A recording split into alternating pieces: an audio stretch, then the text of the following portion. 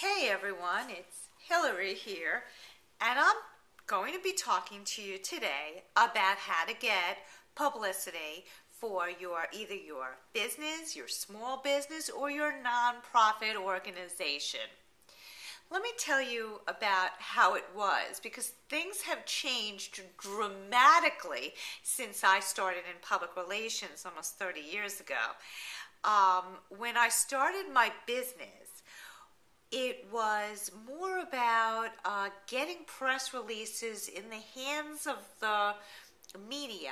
And what we did was we would write press releases up. We would gather media lists through like a New York publicity outlets or a Bacon's publicity checker. And we go through the book scrambling. We type up the names and addresses of people, and then we create labels and send out press releases that were about 2-3 pages to each individual media. The problem with that is that we just sent it out blanket to everybody and hoped for the best. Maybe somebody would pick it up, maybe not. But what I would also do was I would call those 300-400 people that we'd send press releases to, and I'd call and I'd follow up, make sure they got the press release, and see if it was something that interests them.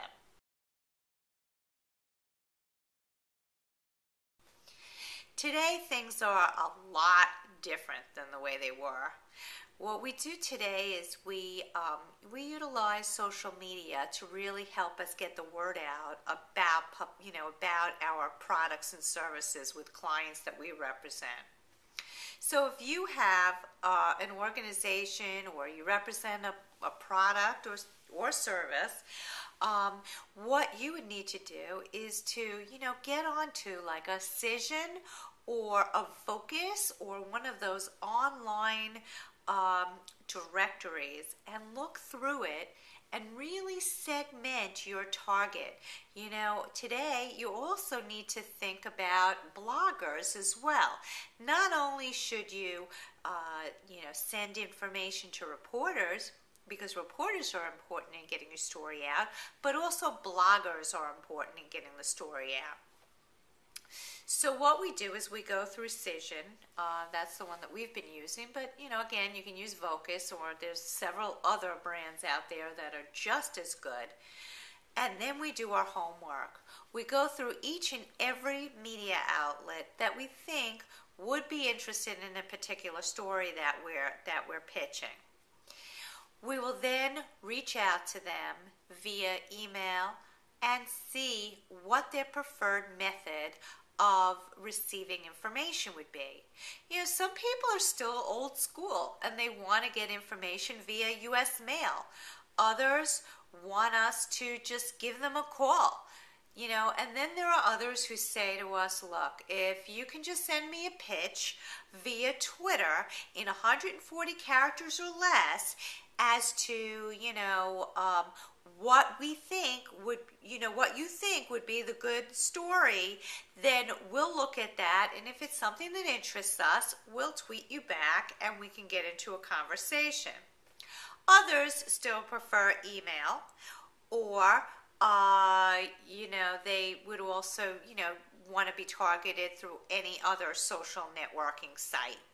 So it really depends on the reporter and how they want to get pitched.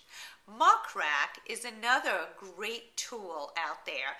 It's free, and you could really look at the Twitter feeds of reporters at USA Today or New York Times or NBC News and see what they like to write about.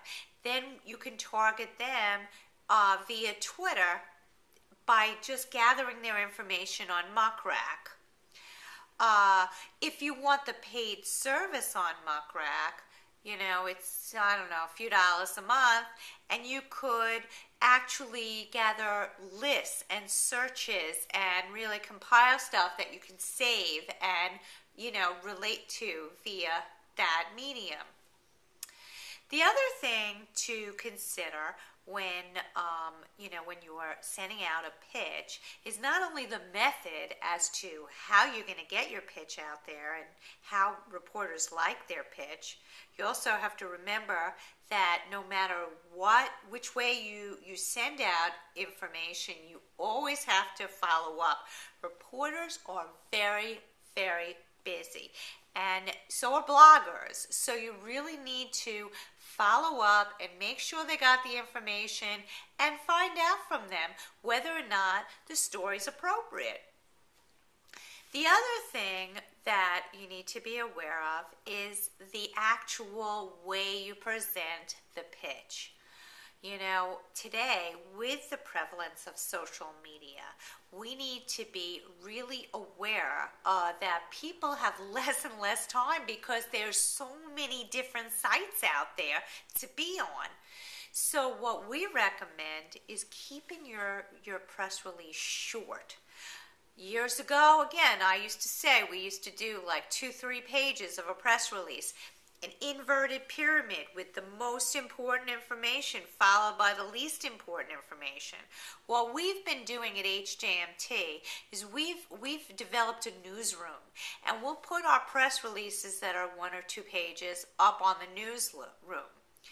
But there's a couple of things that we are very aware of, and I'd like you to be aware of as well, is keywords. The first thing that you need to remember is that there are keywords. So the headline now should include keywords that would help you come up in the search engines, like for the Google searches or the Bing searches or the Yahoo searches.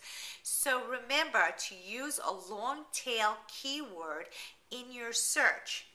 So instead of, something like, prominent law firm, you might say Long Island law firm that focuses in child and labor law, and then you've got your keywords there. So you've got labor law, you've got law firm, and you've got Long Island, and that would be a long tail keyword. Years ago, it used to be that these keywords were one word, just one word, law or firm. But today, you need to group them together and really be specific, because no one searches for a law firm, but they may search for a Long Island law firm that specializes in labor law, and then your name will come up. And that runs the gamut. It could be any particular field. It could be for any particular product. So really be careful about the title of your press release. In addition to that, try to keep the first paragraph like your tweet. Keep it under 140 characters or less. Try to get really specific and tell your reporter or blogger exactly what the story is right up front. So if they are interested, they'll continue to read on. If not, or they'll ask you for more information if you don't have any additional information. So that's something really, really important, to get that together and to make sure that you have the keywords and that you have the body copy in the appropriate format. Don't be long-winded. Don't keep, talking about and bragging about yourself, and don't be salesy in these particular press releases, because that's going to totally turn off reporters and bloggers. So there's a couple of tips that I have for you. So the first thing is to get on Cision, Vocus, or one of these online publications so that you could research your media list. You also can use Muckrack as well. Second, develop your list, but reach out to the media and the bloggers and find out how they would prefer their information. Would they prefer it via email? Would they prefer it via US mail? Would they prefer it via Twitter or any other social networking site? So make sure about that. The next step is to develop a newsroom for your particular company or nonprofit organization or product or service company. On the newsroom, make sure to put your press releases out there, and also utilize your social networking sites to pump out the information to your community. Finally, once you do send out your information, you should also remember to follow up. That is crucial. So remember to follow up. And one more point, you also want to remember that writing your particular press release or press material, keep it short and succinct. Make sure that you get your point across in 140 characters or less, and use keywords in your headline. And I know I said that was lastly, but there's one more thing that I have to tell you, and this is really important.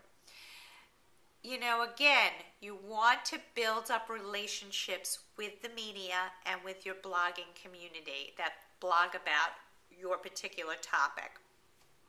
So make sure that you reach out to them even when you're not pitching them, just to try to develop a friendship and get to know them and get to know what they like to write about, because that's going to help you too. That's going to definitely help in terms of helping you get your message out by having these relationships, and we try to do that as often as we can because it's important.